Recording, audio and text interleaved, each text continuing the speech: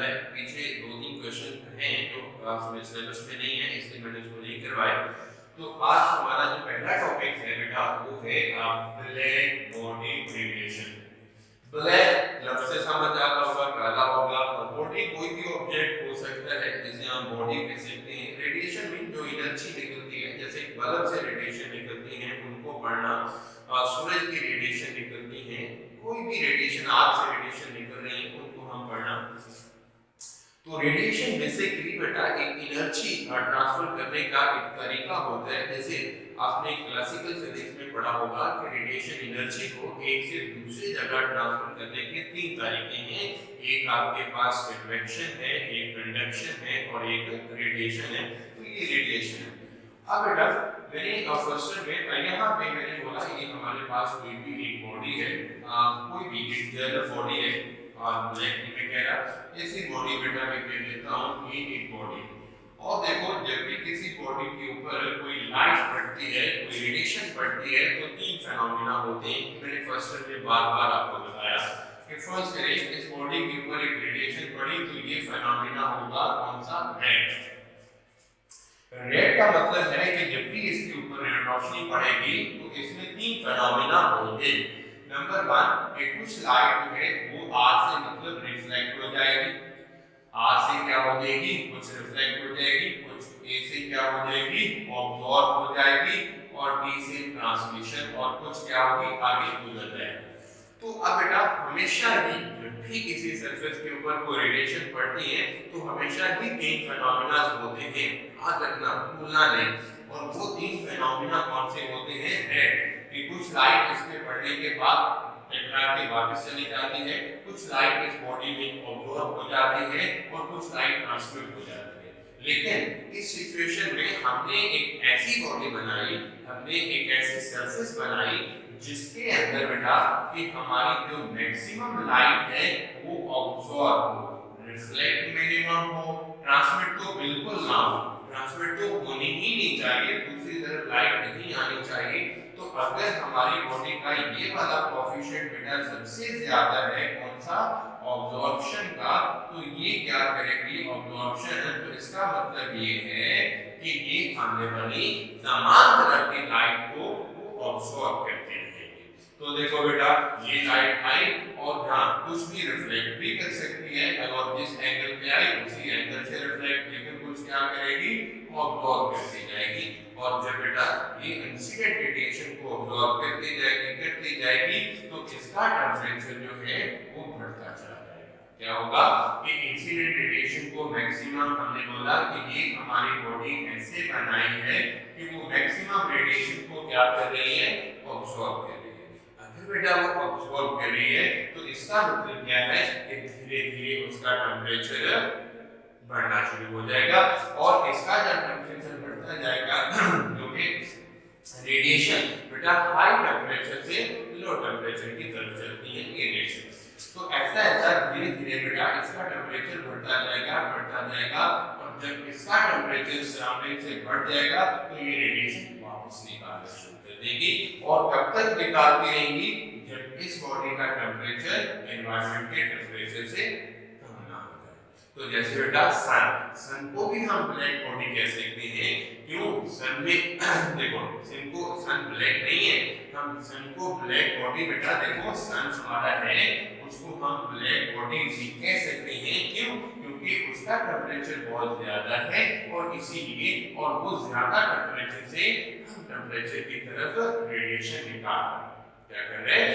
ज्यादा टेंपरेचर से कम रेडिएशन, कम टेंपरेचर की तरफ वो रेडिएशन हमें निकाल रहा है। तो देखो बेटा अब हमें बॉडी ऐसी बनानी है कि जिसके अंदर वो आने वाली तमाम तरह की जो रेडिएशन को क्या कर ले?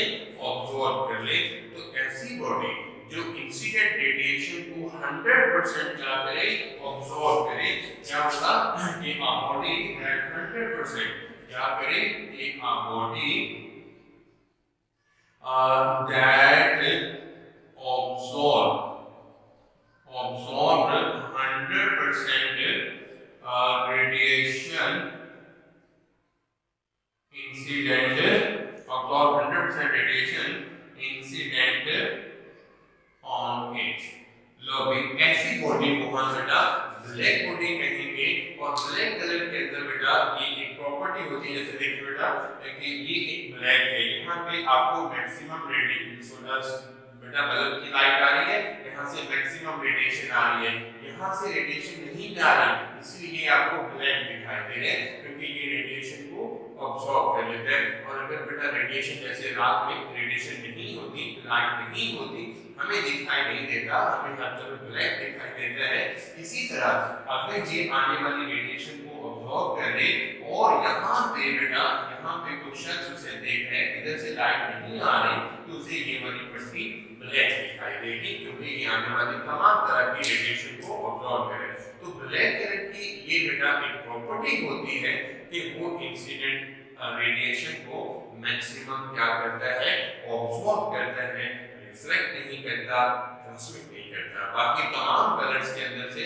और बेटा देखो फिर क्या होगा कि जितना ज्यादा ये ऑब्जॉर्ब करता रहेगा, क्या लिखा हुआ है, बॉडी दैट ऑब्जॉर्ब 100% रेडिएशन, कि इससे पड़ने वाली तमाम तरह रेडिएशन को ऑब्जॉर्ब करता है।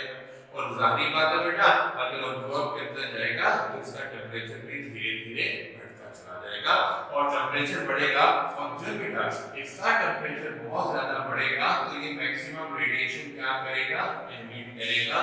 तो ऐसी बॉडी जो मैक्सिमम रेडिएशन एमिट करे, मैक्सिमम रेडिएशन ऑब्जॉर्ब करे, ऐसी ऑब्जेक्ट को, ऐसी सरफेस को हम ब्लैक बॉडी कहते हैं। और ब्लैक कलर के अंदर ये प्रॉपर्टी होती है, क्या लिखा हुआ है, a body which can absorb all the radiation incident। all का मतलब ये है कि बेटा 100%, अब 100% तो नहीं करता, लेकिन हम बोलेंगे कि मैक्सिमम करे, रिफ्लेक्ट मत करे, तो ऐसी बॉडी को हम क्या कहते हैं। और एक आइडियल बॉडी बेटा जो होती है वो 100 मैक्सिमम रेडिएशन को ऑब्जॉर्ब करती है और मैक्सिमम रेडिएशन को रिफ्लेक्ट इनके ट्रांसमिट करती है। जब इसका टेंपरेचर एनवायरनमेंट के टेंपरेचर से बढ़ जाता है तो वो मैक्सिमम रेडिएशन को रिटर्न भी करती है।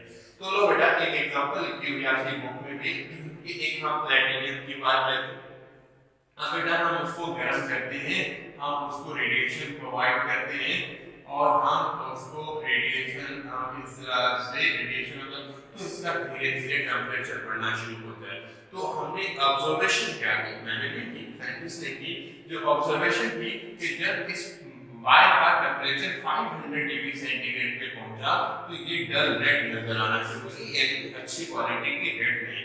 उसके बाद धीरे-धीरे टेंपरेचर बढ़ा के हमने 900 पे किया तो ये चमकदार रेड नजर आना शुरू हुई। अब ऐसा क्यों, क्योंकि बेटा लो टेंपरेचर के ऊपर लो फ्रीक्वेंसी की और लॉन्गर वेवलेंथ की रेडिएशन निकलती है, और जो सबसे विजिबल रीजन के अंदर वेवलेंथ आती है वो लॉन्गेस्ट वेवलेंथ रेड कलर आती है, इसीलिए हमें सबसे पहले रेड कलर आपको दिखाई देगा। ये इसका स्पेक्ट्रम भी मैं कहीं पे इलेक्ट्रोमैग्नेटिक रेडिएशन का स्पेक्ट्रम भी बताऊंगा। उसके बाद जो ही टेंपरेचर बढ़ाया तो बेटा एमिटर रेडिएशन की जो एनर्जी बढ़ी, और एनर्जी अगर बढ़ती है तो वेवलेंथ कम होती है, और जो ही याद रखें बेटा लाइट की वेवलेंथ बदलती है साथ ही लाइट का कलर बदलता है।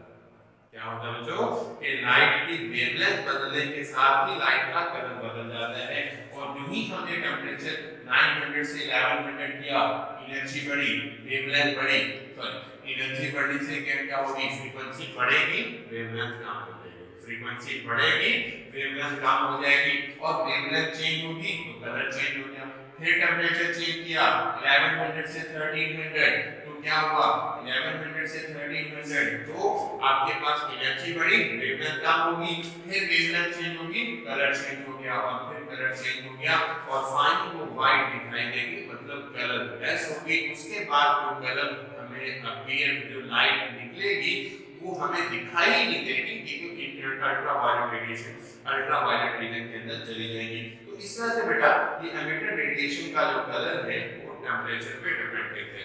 हम बात कर रहे थे बेटा ब्लैक बॉडी को बनाएं कैसे। तो लो बेटा ये कोई भी एक ऑब्जेक्ट है, इसको मुकम्मल गोल कर ले और इसके अंदर से एक छोटी सी कैविटी बना ले, एक कैविटी गोल बना ले और ये एक होल बना ले। तो अगर इसके अंदर क्या कर दे, इसके अंदर बेटा ऐसे ब्लैक कलर है इसके अंदर बना ले, ये ब्लैक कलर इसके अंदर मैंने बना दिया। अब देखो कि यहाँ से एक रेडिएशन आई और ये ब्लैक है, मैक्सिमम अब्सॉर्ब होगी, तो कुछ मैक्सिमम अब्सॉर्ब हो जाएगी, हाँ कुछ नहीं है तो वो इसी जैसे एंगल से आएगी, इसी एंगल से रिफ्लेक्ट होके यहाँ पे अब्सॉर्ब हो जाएगी, यहाँ से रिफ्लेक्ट होके यहाँ पे अब्सॉर्ब हो जाएगी, यहाँ पे अब्सॉर्ब हो जाएगी, इसके अंदर रिफ्लेक्ट होती रहेगी और जब यहाँ पे अब्सॉर्ब इसकी शिद्दत कम हो जाएगी, यहाँ पे कुछ शिद्दत कम हो जाएगी, यहाँ पे अब्सॉर्ब हो जाएगी, इस तरह से इसके अंदर और जब इसकी एनर्जी यहाँ पे मुकम्मल भी अब्सॉर्ब हो सकती है। मैनिपुलेशन के बाद इसे बेटा अगर हम देखें कि बेटा मैं सन को ऐसे डायरेक्टली देखता हूँ तो मुझे सूरज की बहुत ज्यादा तपश फील होती है, लेकिन जब मैं जमीन पे देखता हूँ तो इतनी तपश क्यों?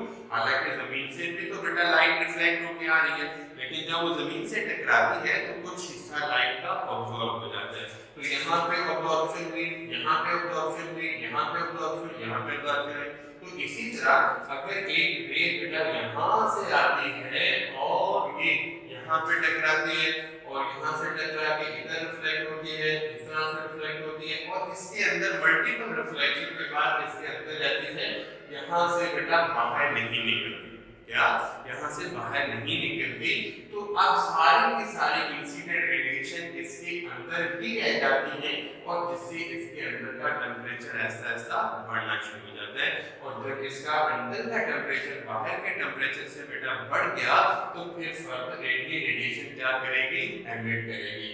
तो अब इसमें देखो, अब इस ओपनिंग को हम ब्लैक बॉडी कहेंगे, इस होल को हम ब्लैक बॉडी कहेंगे, क्योंकि इसने बेटा देखो यहाँ से दो रेडिएशन आई तो वापस बाहर निकले, बोलो नहीं निकली, तो इसने क्या किया? दो को ही अब्सॉर्ब कर लिया, बीच में बोले 100% रेडिएशन को क्या किया उसने? 10 आ रही है 10 को अब्सॉर्ब कर रहे हैं, 100% रेडिएशन को क्या कर दिया? अब्सॉर्ब कर दिया।